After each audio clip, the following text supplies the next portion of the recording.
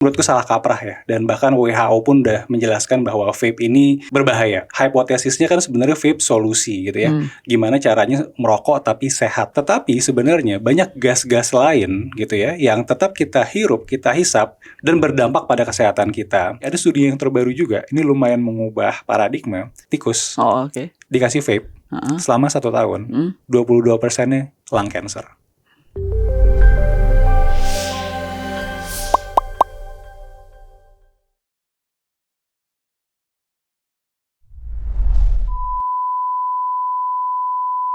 Nah, video hari ini adalah peringatan khusus untuk bagi terutama anak-anak muda yang suka nge-vape. Ya dok ya, datang narasumber kita yang sangat spesial karena saya tahu dokter Jaka itu pribadi saat pas COVID. Pas COVID itu saya ingat banget banyak orang tanya dokter mana paru-paru. Saya langsung refer ke dokter Jaka di Mayapada Kuningan ya dok, benar nggak sih? Masih di sana sekarang ya? Masih, dan sekarang saya juga di Jakarta Selatan. Oke. Dokter Jaka adalah dokter spesialis paru, subspesial dengan onkologi toraks. Tapi hari ngomong tentang masalah vaping. Nah kita tahu ya dok ya, di Singapura udah di ban. Iya betul. Tapi karena alasannya bukan karena vaping, tapi karena ada etomidate. Apa namanya? Etomidate ya, obat penyalahgunaan narkobanya gitu kan ya. Tetapi kan sebetulnya vape itu yang banyak orang masih merasa bahwa lebih sehat daripada rokok. Iya. Bisa nggak diperjelas masalah ini dok? Oke. Once and for all. Iya, oke. Nah jadi ini yang menurutku salah kaprah ya, dan bahkan WHO pun udah menjelaskan bahwa vape ini berbahaya gitu ya. Jadi bukan sebuah solusi yang signifikan, tapi ini sebuah masalah baru sebenarnya. Nah jadi kalau kita mundur ke belakang, hipotesisnya kan sebenarnya vape solusi gitu ya. Gimana caranya merokok tapi sehat. Nah, padahal gitu ya, sebenarnya memang kita tidak membakar tembakau di situ. Kadar tarnya juga sebenarnya sangat rendah gitu ya. Tetapi sebenarnya banyak gas-gas lain gitu ya yang tetap kita hirup, kita hisap, dan berdampak pada kesehatan kita. Karena kenapa? Sebenarnya saluran nafas kita tuh dibuat gitu ya, kita menghisap udara yang bersih dan segar. Tapi ketika kita menghisap zat-zat berbahaya itu secara langsung, maka tetap akan ada kerusakan. Jadi kalau dibandingkan dengan tanpa nge-vape atau tanpa ngerokok, tentu itu jauh lebih bagus. Nah, beberapa zat yang berbahaya, yang pertama adalah nikotin. Jadi di dalam vape itu tetap ada nikotinnya? Yes, meskipun ada yang free nikotin, tapi rata-rata orang tetap menggunakan nikotin. Dan vape ini adalah industri nikotin, Bu Grace. Jadi kita harus tahu sama-sama bahwa ini yang diperjualbelikan adalah nikotin, yang menyebabkan seorang ketergantungan, yang menyebabkan orang happy dengan produksi dopamin di otaknya, dan ini merusak gitu. Apalagi kalau kita gunakan pada anak muda, generasi muda kita akan bisa hancur gara-gara bisnis nikotin ini, karena mereka akan menjadi susah fokus, gangguan perkembangan otak, kemudian berbahaya juga untuk kardiovaskular dan juga berbahaya untuk ibu hamil gitu ya. Nah, selain nikotin ada zat-zat yang lain seperti formaldehyde. Formaldehyde ini juga kandungannya cukup tinggi pada vape, yang sebenarnya juga banyak pada rokok, dan ini menyebabkan kanker. Beberapa zat lain seperti apa? Sebenarnya vape itu kan dia menghangatkan liquid atau cairan. Dia menggunakan metal, besi, logam. Nah, ketika itu dipanaskan, maka zat-zat besi itu akan tetap terhirup ke dalam saluran nafas kita, dan itu juga bisa menyebabkan kanker di kemudian hari. Beberapa hipotesis seperti itu. Dan perasa, nah ini yang kita sama-sama harus sadari bahwa perasa itu harusnya di lambung, Bu Grace, benar ya? Itu yang kita makan, tapi ini kita masukkan ke dalam saluran pernafasan kita, yang bukan tempatnya. Nah, itu menyebabkan di pipa saluran nafas kita, di bronkusnya tentu akan menyebabkan peradangan, dan ini akan menyebabkan menginduksi berbagai macam jenis penyakit seperti itu. Dokter tadi bilang bahwa bahaya adalah zat-zat tersebut, dan nikotin, formaldehyde dan lain sebagainya. Di rokok itu kan ada juga nikotinnya. Tapi lebih bahaya kalau dihirup dibandingkan di smoke. Benar nggak sih hipotesisnya? Iya, sama aja. Sama aja. Oke. Jadi maksud saya mau compare rokok sama nikotin, rokok sama vape, nikotinnya berarti sama-sama bahaya. Nah, ada sedikit perbedaan nih, Bu Riz. Pada vape kita nggak bisa kontrol penggunaannya. Maksudnya? Contoh gini, kalau ngerokok, kita ada area bebas asap rokok. Orang merokok itu akan ada di waktu-waktu tertentu dan tempat tertentu. Pada vape, dia bisa di mana aja. Di dalam ruangan, dia bisa ke kamar mandi. Dan ketika orang ngerokok, dia akan membakar berapa puntung rokok yang dia bakar. Dia akan bisa menghitung. Pada vape, dia nggak bisa, Bu Riz. Dia akan terus menghisap, dan bahkan bisa terlalu banyak yang kadang menyebabkan intoksikasi nikotin yang bikin pusing kepala, mual seperti itu. Dan dimanapun bisa dilakukan. Nah, ini sebenarnya menurut saya lebih berbahaya bahkan ketergantungan nikotinnya. Dia sambil main game, anak muda ya, sambil online dan lain-lain, dia bisa sambil mengisap vape, dan itu sangat berbahaya. Oh, jadi artinya frekuensi itu tanpa disadari, kita terus gini-gini nggak sadar, tau-taunya udah mungkin satu bungkus rokok equivalentnya kayak begitu. Kalau di rokok itu apakah ada formaldehyde juga? Ada juga. Ada juga. Meskipun yang sangat berbahaya tarnya. Berbahaya itu tar kalau di dalam rokok. Iya, betul. Kalau di vape tidak ada tarnya. Tidak ada tarnya. Tapi ada metal. Ada metal. Tapi ada kalau zat-zat berbahaya lain. Tapi kalau di rokok nggak ada metal. Rokok tidak ada metal. Oke, jadi menurut dokter, selain masalah frekuensi tadi yang tidak sadari itu, bahan kandungannya sebetulnya lebih bahaya di vape atau di rokok? Secara garis besar rokok memang jauh lebih berbahaya. Tetap lebih bahaya. Tetap lebih bahaya. Oke. Gitu ya. Karena si jumlah tarnya tuh kalau misalnya kita tahu ya, di gigi dia akan menguning, di jari, kuku dia akan menguning, dan bau yang khas itu tar tuh. Dan di vape itu tidak ada. Tetapi gitu ya, kenapa itu menjadi sorotan sangat berbahaya? Karena vape ini menjadi pintu masuk seseorang tuh mulai masuk nikotin dari usia dini. Dengan efeknya yang juga berbahaya gitu. Jadi kita sebenarnya nggak bisa compare apple to apple sebagai sebuah solusi, tapi ini kalau saya kadang-kadang bilang ke pasien ya, ini kita kayak dari kandang singa ke kandang buaya. Dan kadang-kadang orang dua-duanya, Bu Grace. Jadi ya tadinya buat berhenti, ujung-ujungnya akhirnya masuk ke vape, akhirnya masuk ke rokok dan drugs. Nah, ini kasus yang di Singapura ini itu. Jadi vape ini bisa menjadi pintu masuk kanabis atau ganja, itu bisa menggunakan vape, dan sekarang obat bius seperti itu. Obat bius juga. Obat bius ya, di Singapura itu obat bius. Oh, Singapura obat bius. Ya, obat bius short acting. Jadi abis hisap itu tuh langsung fly, nggak sadar, abis itu bangun lagi. Oh wow, oke. Serem banget. Dok, untuk vape itu kan kalau di rokok itu kan 21 years old ya. Kalau di vape itu berapa umur? Atau seharusnya sama ya. Tapi ya industri di kita marketnya jelas sekali gitu. Jadi kalau kita lihat influencer, gamer itu semua masuk lewat muda-muda. Dan setahu saya bisa dibeli di toko online tanpa ada ngitung cek verifikasi umur dan lain sebagainya ya. Oke, Dok. Ada namanya penyakit popcorn lung atau apa namanya? Bukan penyakit, apa namanya? Kondisi ya. Can you explain apa itu popcorn lung? Jadi bukan parunya jadi popcorn, tetapi ada sebuah penyakit yang diketahui di awal tahun 2000-an, yaitu di pabrik popcorn yang microwave gitu, Bugis tau ya. Nah itu dia ada flavornya, butter flavor gitu ya, biasanya kan yang bikin gurih, bikin enak. Nah ternyata pekerjanya itu tuh pada mengeluhkan batuk dan sesak nafas, khususnya di area yang ada flavornya itu. Nama zatnya diasetil namanya. Nah, setelah dievaluasi ternyata paru mereka rusak. Gitu, paru mereka rusak karena si zat yang harusnya dimakan, perasa itu, tapi dia terhirup nggak sengaja oleh petugas di pabriknya. Seperti tadi dokter bilang, masalah tadi yang flavoring itu sama persis. Kan harusnya masuknya ke saluran pencernaan, tapi karena mereka bekerja di sana, mereka menghirup itu. Jadi harusnya itu dari hidung. Dari hidung. Itu bahaya sekali kalau flavoring masuk dari sana. Dan vape malah sengaja. Iya, langsung masukkan gitu ya. Kalau mereka kan nggak sengaja karena bekerja di pabrik. Loh, sorry Dok, kalau vape itu kan dihisap di mulut kan? Kok bisa masuknya dari masuk bukan langsung ke perut ya kok kayak begitu? Oh enggak, tetap ke paru. Tetap ke saluran pernafasan. Seperti itu. Jadi meskipun dia perasa, mungkin di mulutnya enak, tapi ujungnya tuh tetap ke saluran nafas. Nah itu yang menyebabkan peradangan. Jadi nama penyakitnya bronchiolitis obliterans, nama medisnya. Jadi saluran-saluran pernafasan kecilnya tuh sampai rusak, sampai hancur dan dia nggak bisa balik lagi. Jadi kayak kalau pada perokok tuh COPD ya, gitu. Jadi penyakit obstruktif kronik gitu akibat zat-zat berbahaya yang kita hisap. Nah jadi ditemukan banyak karyawan yang menderita itu. Nah, pada vape ternyata kasus itu berulang. Ternyata karena zat-zat flavoring itu. Apa resiko short term sama long term kalau ada popcorn lung tersebut? Gejala awal paling sering batuk-batuk. Dan itu kadang dianggap biasa pada seorang smoker dan vapers.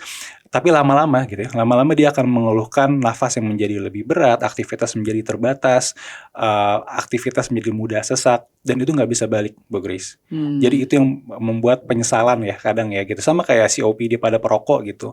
30 tahun, 40 tahun orang akhirnya lama-lama menyesal karena dia nggak bisa lepas dari oksigen gitu ya, karena parunya sudah rusak. Nah itu yang memang biasa sekali. Jadi artinya kalau short term batuk-batuk, long term ya sesak napas.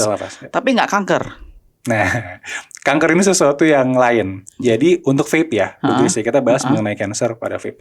Memang kalau kita bicara cancer, kita harus evaluasi habit ini puluhan tahun. Yes. 20-30 tahun. Sama kayak dulu merokok 80 tahun orang masih bilang keren, aman, tapi tahun 2000-an awal semua berubah gitu ya.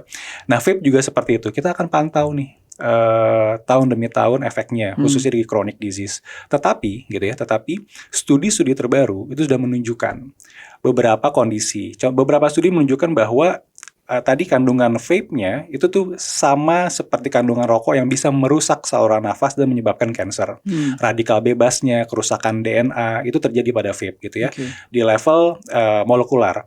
Nah, tetapi ada studi yang terbaru juga, ini lumayan mengubah paradigma, mencit tikus. Dikasih vape selama 1 tahun. 22%-nya lung cancer. Jadi kita belum bicara ke manusia ya Bu Grace, tapi ternyata studi yang sudah ada, dia bisa menyebabkan kanker paru dan kanker kandung kemih. Oh ya, kandung kemih juga? Kandung kemih juga. Oh wow. Gitu. Pada mencit-mencit itu yang dikasih setiap hari hingga selama 1 tahun. Vape gitu. Nah, jadi makanya WHO sampai bikin statement gitu.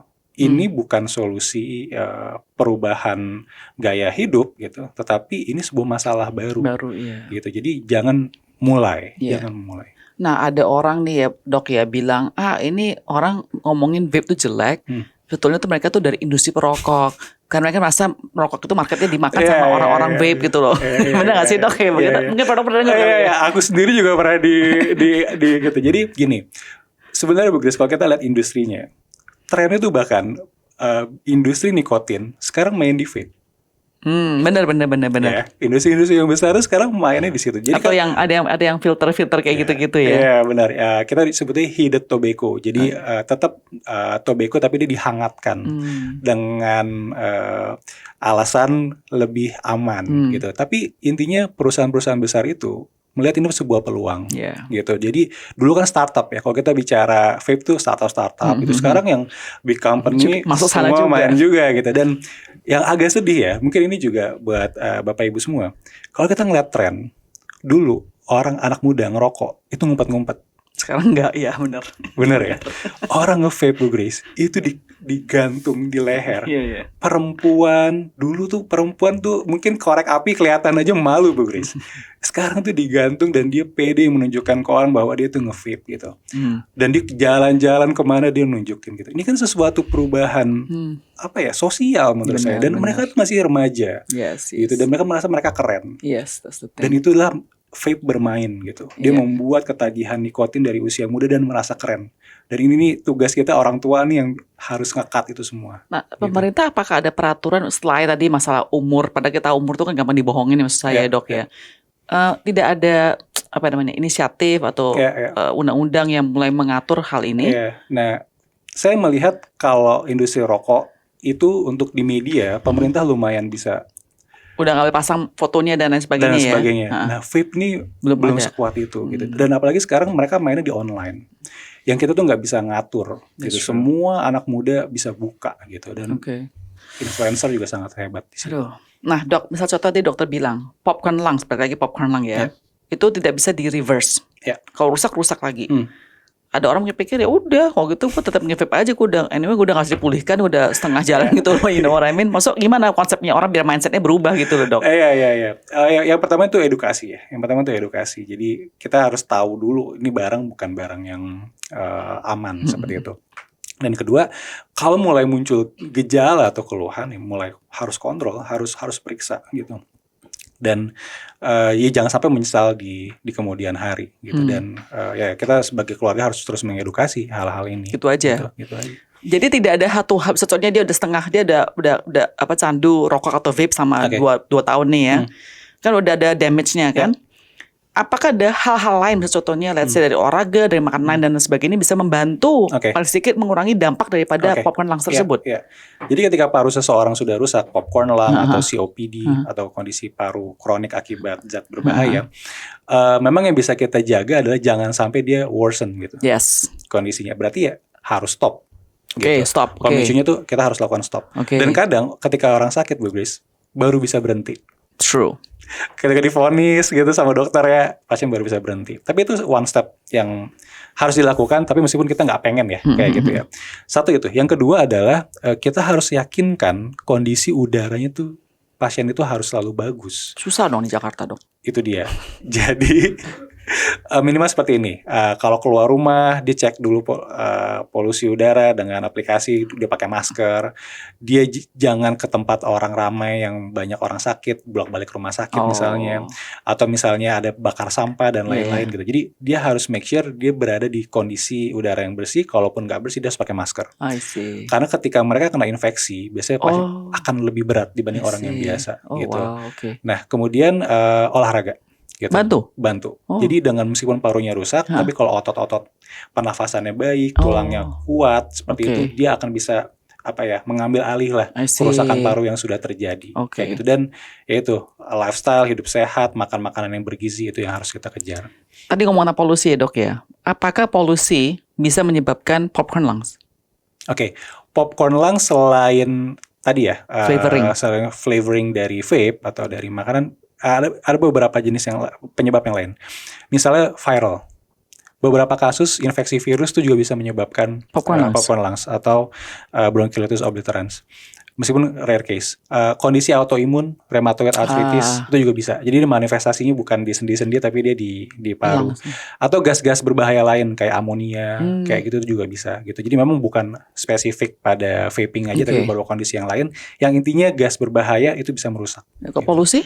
Nah, polusi sejauh ini sih belum. Belum ya? Sejauh ini sih belum ada yang spesifik jadi popcorn lung.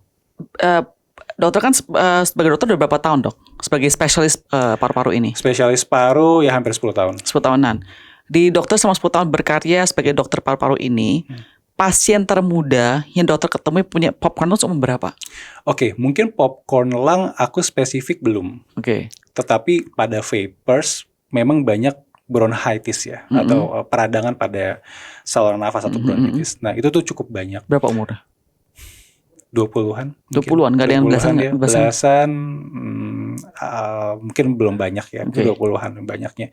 Dan ada beberapa bahkan sampai parunya kempes. Parunya kempes? Ya, jadi itu beda sama popcorn lung lagi? Itu beda lagi. Itu apa kalau apa kempes? Jadi kita sebutnya namanya pneumotoraks. Pneumotoraks ada kondisi paru di dalam rongga dada tapi dia kempes. Jadi sehingga ada udara bocor di dalam.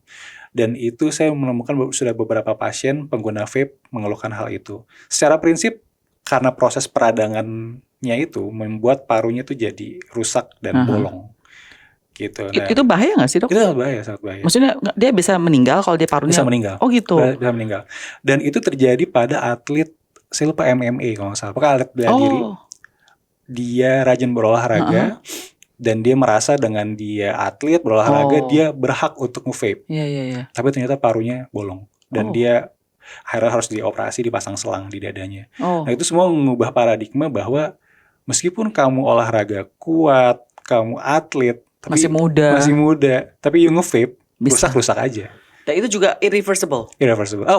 Kalau udah kita operasi, ada 2 operasi, yang bolongnya itu dibuang gitu, terus akhirnya bisa ngembang lagi dan bagus lagi. Kalau paru-paru yang basah tuh bahaya nggak, Dok? Nah paru basah ini nih sebuah kata yang umum tapi maknanya banyak dan kadang saya sendiri jadi dokter bingung gini maksudnya apa. Intinya paru yang terendam oleh air. Apakah airnya itu karena peradangan akibat nanas seperti pada pneumonia, itu kadang bisa kita sebut paru basah. Atau misalnya paru yang terisi oleh cairan karena sakit jantung, sakit ginjal, itu paru basah juga. Atau misalnya karena TBC ya di selaput parunya. Nah itu jadi memang intinya sih sebenarnya peradangan di paru yang menyebabkan parunya basah. Itu bahaya nggak? Bahaya. Bahayanya bagaimana, Dok? Nah, paru itu berfungsi kan sebagai pertukaran oksigen. Nah, ketika dia tidak terisi oleh udara, namun terisi oleh air, maka oksigen yang harusnya terserap, maka akan tertutup. Nah, ini menyebabkan gagal nafas. Pada vape, ada kondisi namanya e-vali atau e-vali. Jadi, e-cigarette vaping associated lung injury.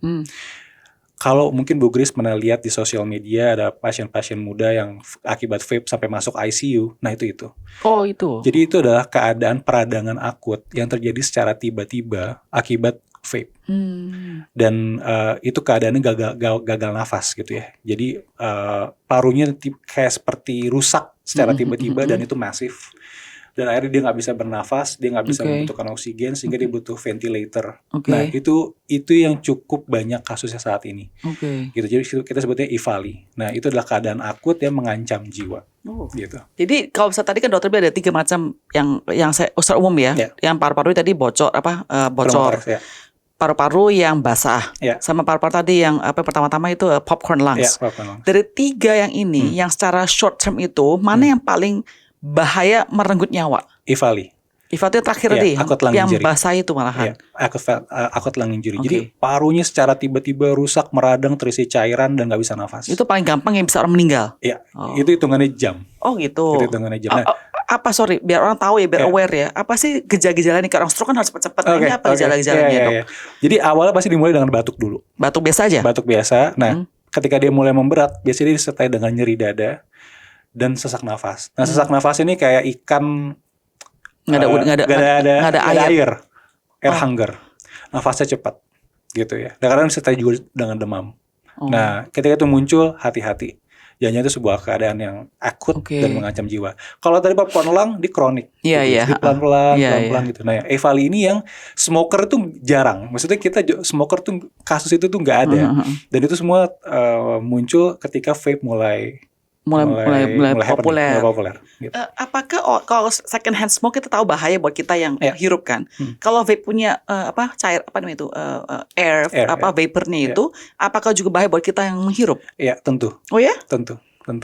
Jadi secara prinsip second hand smoke itu kan dia menghisap gas, tapi dia tidak langsung memegang barangnya dan dia tidak memasukkan secara sengaja. Jadi pembakarannya yang dihisap gitu ya. Nah, pada vape satu hal yang jadi masalah, dia suka di indoor. Ya, dia suka penggunaannya indoor. Padahal indoor ventilasinya jelek. Tentu saja resiko untuk orang di sekitar yang menghisap itu sangat tinggi. Nah, meskipun memang kandungannya gitu ya, tarnya kan tidak sebanyak gitu, tapi nikotin dan orang-orang yang misalnya hypersensitif, anak-anak, orang yang punya asma, ketika dia berada di vapors dan di dalam ruangan itu bisa menginduce disease juga gitu. Bisa. Dan apalagi vape awal-awal dulu Bu Grace, itu kan asapnya sampai kayak kepul gitu. Kepul kan, bahkan dilombain kayak gitu kan. Dilombain, dilombain. Gitu, oke. Ya. Ada kompetisinya. Nah, itu sangat berbahaya gitu untuk lingkungan. Bahkan kita sekarang nyebutnya third hand smoker bahkan, bukan second hand lagi. Artinya? Ke benda. Jadi si gasnya itu nempel di meja, nempel di kursi, nempel di baju kita. Terus? Itu akan menjadi disease. Disease ke siapa? Maksudnya gimana caranya orang dapat disease-nya? Misalnya megang barangnya gitu. Ya, contoh misalnya ya, seorang bapak dia nge-vape atau ngerokok di dalam rumah. Anaknya main tuh di dalam rumah yang bapaknya ngerokok di situ. Jadi mainannya, tempat dia, sofanya, karpetnya, itu semua akan banyak mengandung tar dan banyak mengandung nikotin. Anak main di situ, itu dia akan menghisap.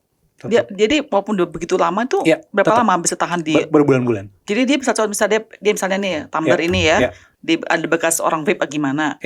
Saya tiba-tiba megang atau mungkin saya deket-deket saya begini aja, itu bisa kena saya. Bisa. Gila. Makanya restoran yang ada orang ngerokok di situ, Bu Grace. Itu bahaya. Jangan di sana sama sekali. Jangan. Kita jangan di area smoking gitu. Karena itu namanya sofanya, karpetnya itu semua adalah. Oh wow, that's gross. Ini sangat berbahaya.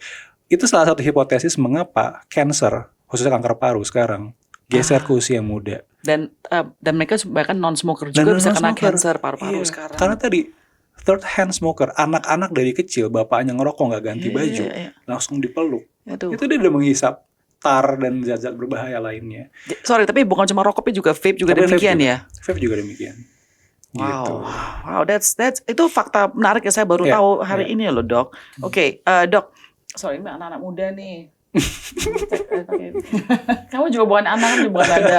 Ini batuk udah seminggu lebih loh dok ini atau ini. Alright dok. Tadi kita bicara masalah vape ya dok ya. Sekarang saya masih mau tetap balik ke masalah polusi dok. Kita tinggal Jakarta. Memang kalau kita di sini mungkin bisa pasang air purifier, tapi kita nggak mungkin menghindari sama sekali kayak begini. Jadi kita sebagai seorang biasa ini bagaimana sih dok mengatasinya? itu kayak ujian kehidupan kita sebagai masyarakat di Jabodetabek ya Bu Grace. Jadi kita memang berada di kondisi yang polusinya sangat tinggi, dan kita syukurnya nih semenjak habis COVID kita aware akan hal itu. Nah, beberapa hal yang memang menurut saya dan ini memang bisa kita gunakan adalah aplikasi pemantau polusi. Kalau kita memang yakin udara di luar sangat baik, kita mau olahraga di luar, kita mau lari pagi, lari sore, itu aman. Tapi ketika itu ada, pikirkan solusi yang lain. Apakah kita olahraga dalam rumah, di gym, ataukah memang kalau memang harus keluar gunakan masker. Masker setahu saya kayak nggak boleh sembarang masker, benar nggak sih Dok? Benar. Cuman gini, memang terbaik adalah N95 atau KN95, tapi itu pasti olahraga juga nggak nyaman. Jadi sebenarnya masker bedah pun tuh masih bisa kita gunakan asal memang udaranya lingkungannya terbuka gitu ya, bukan lingkungan yang sempit gitu. Nah, jadi tetap kita masih bisa tetap beraktivitas, tapi balik lagi kita make sure, karena itu kan real time ya, ya. Pagi, siang, sore itu kita bisa cek gitu. Jadi jangan sampai kita kayak belum lama tuh ada aktivitas maraton di Jakarta. Dan itu udaranya luar biasa parah sekali, dan saya cek waktu itu tuh warnanya merah ke ungu gitu ya.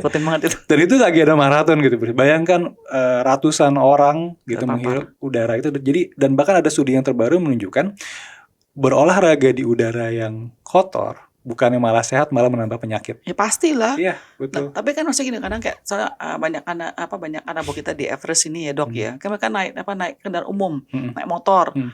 Ya, ada ungu tapi tetap keluar kantor kan. Jadi susah juga mereka. Saya masker solusi ya. Masker. Saya peduli, makanya saya tanya tuh on behalf of you guys, saya tanyain. Oke. Dok, pertanyaan terakhir ya Dok ya. Tadi kan dokter bilang karena nanti masalah contoh penyakit paru-paru basah. Itu saya perhatiin ya, simptomnya tuh sangat mirip dengan jantung loh Dok. Benar nggak sih? Benar. Jadi bagaimana sih seseorang mengetahui apakah dia kena masalah paru atau serangan jantung, atau buat serangan, maksudnya sakit jantung, sakit paru-paru tuh gimana perbedaannya Dok? Secara gejala ya, secara gejala. Nah biasanya kalau misalnya memang dia ada riwayat hipertensi sebelumnya atau riwayat dislipidemia atau gangguan kolesterol dan lain-lain, maka resiko serangan jantung itu juga termasuk cukup tinggi pada pasien itu. Dan biasanya gejalanya bukan hanya sesak, tapi kalau jantung misalnya ada rasa nyeri di dada yang seperti tertekan dan menjalar, dan biasa sesaknya saat aktivitas yang agak berat. Itu gitu. Itu jantung biasanya. Nah kalau pada paru biasanya dia jarang tiba-tiba, tapi memang pelan-pelan, dan biasa diikuti oleh batuk-batuk terlebih dahulu, gitu ya, batuk-batuk atau misalnya sesak saat beraktivitas, dan semakin lama semakin berat. Gitu. Pun ada keluhan yang lain biasa kurang signifikan gitu.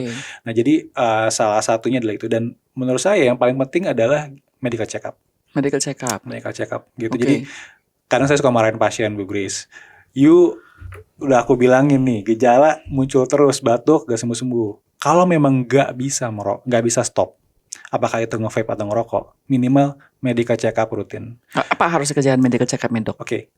Paling ideal sekarang untuk melihat struktur paru, khususnya dalam screening lung cancer dan kondisi paru, sebenarnya adalah CT scan. CT scan. Atau kita sebutnya low dose CT scan. Jadi kita pakai dosis kecil. CT scan yang nggak pakai kontras, jadi sangat cepat, sangat efisien, dan kita bisa melihat struktur paru sejelas itu. Jadi kalau misalnya dia merokok tapi nggak bisa berhenti, minimal kita rutin 2 tahun sekali. Pantau lah dia punya progres paru-parunya. Apakah makin rusak, apakah muncul tumor dengan ukuran yang kecil. Jadi kita bisa selesaikan itu dengan cepat gitu. Dan pemeriksaan yang lain ada namanya spirometri. Spirometri ini pemeriksaan fungsi paru. Jadi kalau mungkin pernah medical check up pakai pipa gitu tarik, buang. Nah itu kita bisa lihat lung function-nya. Gimana dia bisa mengembang dan kempis parunya, kita bisa lihat itu. Jadi kalau udah mulai ada penurunan akan terdeteksi.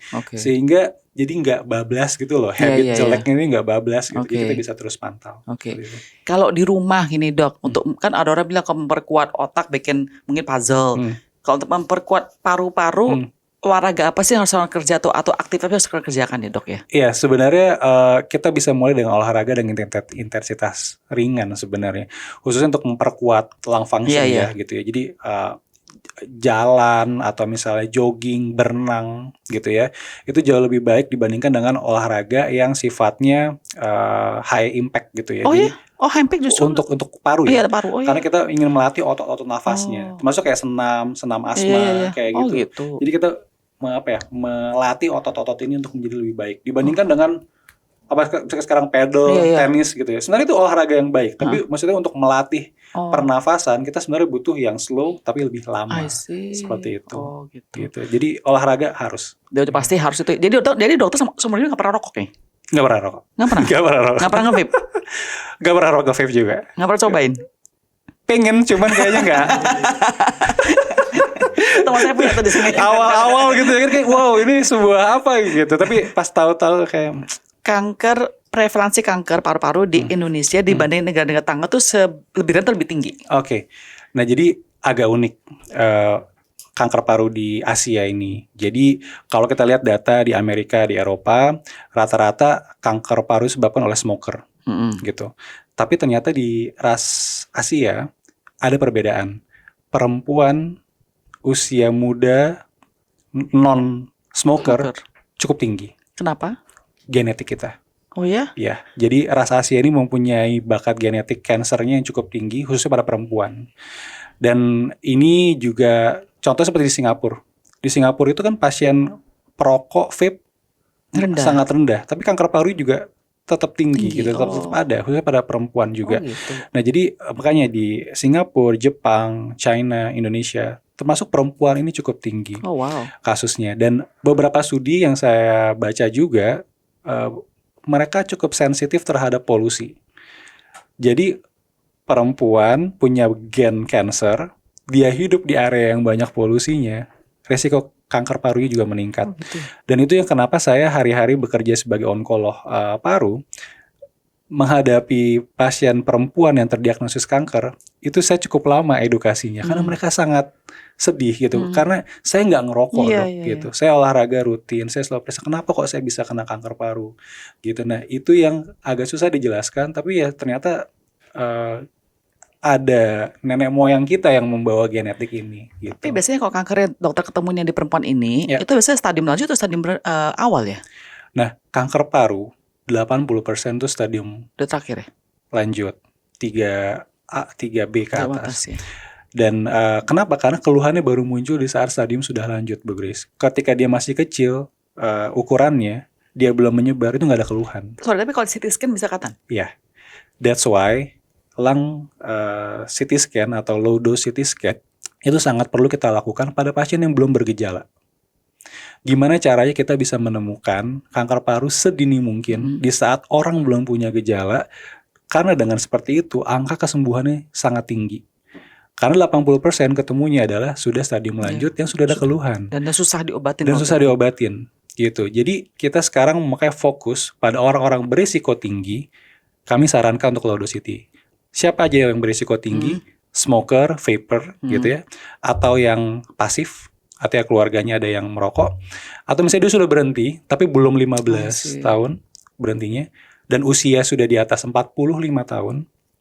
Kemudian dia bekerja di industri yang polusinya tinggi, atau dia punya bakat kanker di keluarga, khususnya kanker paru. Nah, kalau itu ada di atas 45 tahun, 2 tahun sekali check up CT scan. 2 tahun sekali rutin seperti itu. Apakah bisa contoh ambil DNA testing kayak begitu, bisa mengetahui apakah kamu punya gene tadi dokter bilang lebih ada prevalence kena kanker paru-paru? Bisa nggak sih? Oke. Jadi saat ini memang tren juga berkembang ya. Jadi sekarang kita memang bisa memeriksakan gene yang sifatnya bawaan atau yang didapat gitu ya. Nah yang bawaan ini kita biasa periksa cukup sekali seumur hidup. Dan sebaiknya memang dari usia muda ya Bu Grace. Karena dengan usia muda kita bisa lebih prevent. Nah itu memang bisa kelihatan tuh. Dia punya bakat. Maksudnya ada tes demikian? Ada. Gitu. Kita gene sequencing, jadi nanti akan ada gen-gen dari organ-organ tubuh kita periksa. Nanti organ mana nih yang high risk gitu. Nah, sehingga kita akan bisa lebih hati-hati gitu. Misal kanker paru misalnya. Oke, aku punya bakat nih ternyata, meskipun orang tua aku nggak ada gennya, tapi ternyata aku punya bakat. Oke, kalau gitu aku udah nggak boleh sama sekali menghisap rokok, vape dan lain-lain. Atau dekat sama orang yang merokok gitu. Nah, atau gen yang sifatnya didapat. Nah, ini biasanya secara perjalanan kehidupan gitu ya, mungkin di usia 45, 50 dia baru muncul gennya. Nah sekarang juga bisa ada pemeriksaan seperti itu. Tetapi gold standar kita bicara ya, yang paling utama itu adalah low dose CT scan. Iya tadi dokter gitu. bilang itu ya. Saya boleh satu pertanyaan dok. Tadi dokter bilang kalau vape itu bisa nempel di barang. Ini. Kalau orang ngomong gitu bisa kena nggak kita? Dia dokter nge-vape tapi dokter nggak nge-vape sekarang loh ya. Ada sisa-sisa dari mood dokter bisa keluar nggak sih? Mungkin kecil kali ya. Itu nggak bahaya. Itu nggak bahaya. Jadi mungkin jaraknya sangat dekat sekali sih. Gitu ya. Kalau kissing? Iya, kissing ya harusnya sih bisa ya. Bisa kena juga ya. Tapi kan kalau kissing dia nggak menghisap ke dalam pernafasan ya, mungkin ke pencernaan jadinya. Thank you so much ya dok ya, all the best, and thank you so much sekali lagi pas COVID dokter benar-benar sangat membantu para pasien, para COVID itu benar-benar luar biasa, life savers banget. Thank you so much ya dok ya, appreciate it. Ya, thank you.